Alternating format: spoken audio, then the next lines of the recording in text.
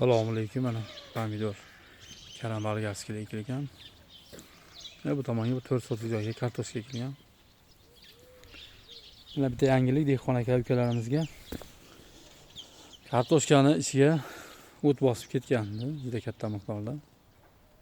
Shunga bu yil yangilik girbist, begona o'tlarga qarshi girbistni kartoshka chiqayotgan mahalla qo'lladik mana. Sarg'ayib yotib, qurishga kelgan mana. Yaqindan ko'rsatamiz, mana shalpayib yerga yopishib qo'ygan. Qurigan. Begona o'tlarga qarshi.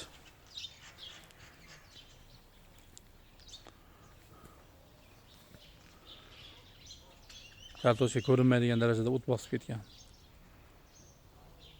Girbistni